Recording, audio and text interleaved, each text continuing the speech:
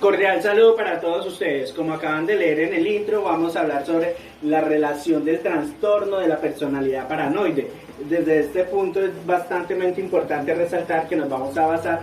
en los trabajos desde el modelo cognitivo-conductual, un modelo terapéutico, en este caso desde nuestro autor Aaron Beck. Es importante resaltar que para este modelo el ser humano pues resulta no siendo un receptor pasivo de los sucesos, sino que la idea subyacente es del estado mental negativo o positivo que presenta el ser humano, depende de ese diálogo interno que vive el paciente. No es pues absoluto de que este pensamiento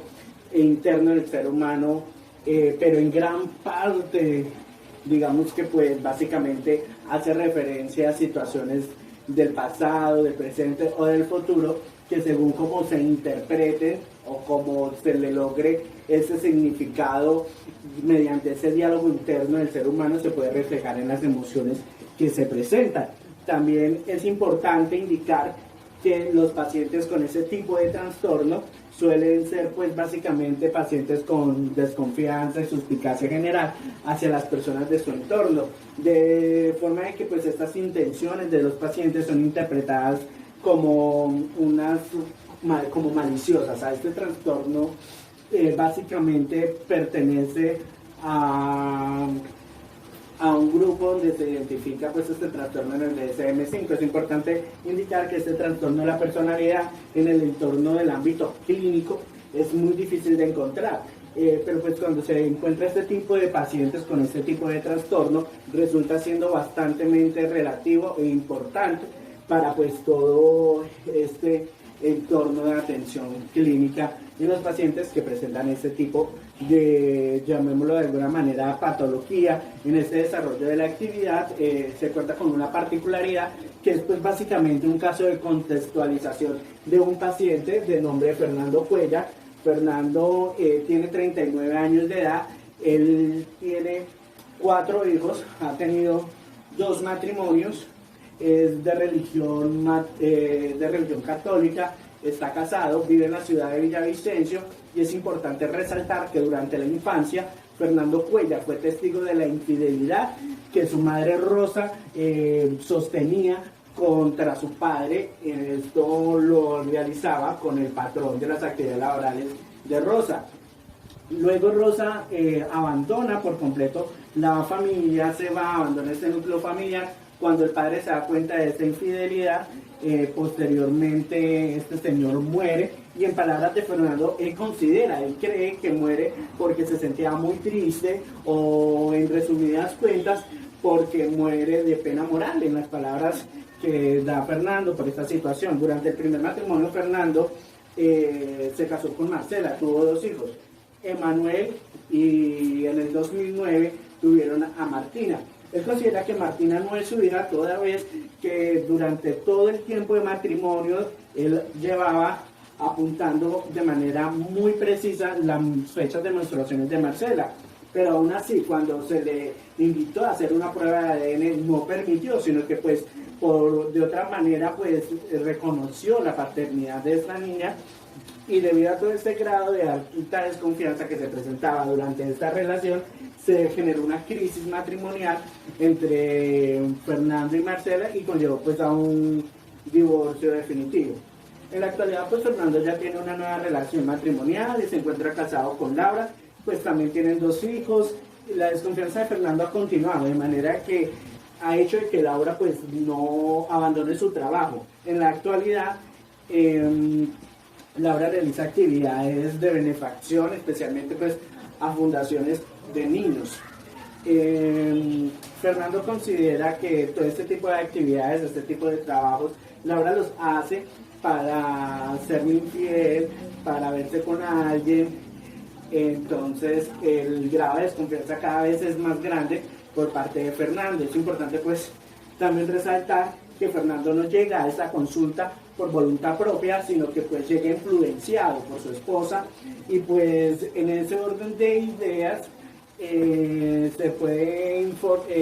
podría decir básicamente que es importante hacer resaltamiento de que en el pasado Fernando pues también inició un tratamiento en esa época con un psiquiatra que abandonó, porque pues en palabras de Fernando, el psiquiatra le generaba un grado de desconfianza, esa desconfianza sin una base sólida para poderla sostener. Este grado de desconfiabilidad era sin ningún tipo de base.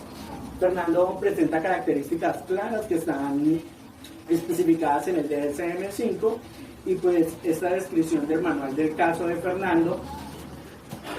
al ser tan resaltante, nos permite identificar que, entre otras de las tantas situaciones, la desconfianza y la suspicacia intensa que presenta Fernando se ha venido presentando pues desde una edad muy temprana de la adultez en sus relaciones de pareja, y están pues presentes en diferentes contextos, manifestándose en varios hechos, entre unos muy comunes, esos 4, que cuentan con una sospecha sin base suficiente, como ya lo decíamos, cuando inició un tratamiento con el psiquiatra y lo abandona sin justa,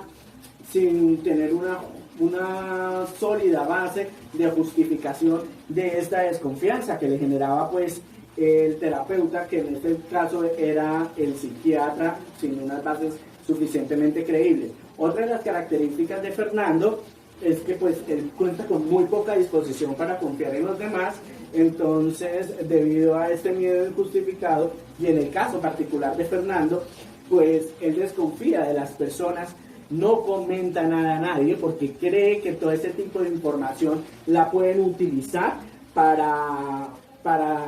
que se vean reflejadas en contra de él, para utilizarlas en contra de Fernando. Entre las características también de Fernando se presenta el rencor persistente, no olvida insultos, desaires. Podemos enfatizar que las particularidades es que nunca abandonó la infidelidad, y el abandono y la culpa de ser ella la causante de la muerte de su padre. Entre otras de las tantas características que Fernando presenta a nuestro paciente con relación al DSM-5 está esa sospecha recurrente sin justificación que presenta este paciente frente a la infidelidad de sus parejas, de sus cónyuges, en el caso particular pues de Marcela, como también con Laura. También podríamos manifestar, pausa. Desde el modelo cognitivo-conductual entonces podemos encontrar que la base del pensamiento es allí donde se almacenan etapas de la vida que hacen que básicamente pues interfieran en su comportamiento, y en el caso particular del trastorno de la personalidad paranoide se muestre pues ese tipo de desconfianza. La conducta de los pacientes, pues como ya todos lo conocemos, es de desconfianza, alerta y comentarios con bastante ira, características pues con las que cumple Fernando, que son claras y que pues en este caso particular, en este caso único que se presenta con Fernando, esta terapia que vamos a utilizar busca hacer como un cambio en todo este tipo de emociones que frecuentemente está sintiendo pues nuestro paciente, buscando de esta manera tener un comportamiento pues mayormente adaptativo. Entre los objetivos que perseguimos con este tipo de tratamiento se puede resaltar, entre varios, la importancia de resaltar los pensamientos negativos automáticos, cambiarlas, esos pensamientos y esas creencias por cogniciones más positivas, e identificar también pues básicamente todos esos pensamientos o condiciones que se encuentran, digamos, distorsionadas en el paciente, con el fin de implementar técnicas que logren confianza para sí mismo y para con los demás, lograr una intervención cognitiva conductual para este trastorno mediante las técnicas y estrategias que contribuyan de esta manera a un mejoramiento psicológico y de bienestar de nuestro paciente. También pues podríamos decir que este tipo de trastorno es importante pues abordarlo desde este modelo terapéutico, buscando de esta manera aumentar la capacidad de confrontar todas esas situaciones problemáticas que están causando crisis en el paciente. La idea es cambiar ese pensamiento de mala persona que siente hacia él mismo Fernando, de este sistema terapéutico consta de 15 secciones donde se realiza una por semana, distribuidas de la siguiente manera. Digamos que durante la semana inicial se da pues como lo que es la bienvenida, se inician sesiones de abordaje y se empiezan a realizar pues todo este tipo de problemas que se mantienen o que son persistentes en la vida cotidiana de Fernando. Es importante resaltar que también se abordan todas las explicaciones que le hacen al paciente frente a la teoría con la que se está trabajando, y también es importante resaltar que pues el trastorno ya está identificado, entonces solamente eso es una etapa terapéutica, puesto que pues, posteriormente se realizaron todos los procesos evaluativos como el test de Million y entre otras. En las sesiones intermedias podemos encontrar que se realizan abordajes con actividades como el registro de actividades a través de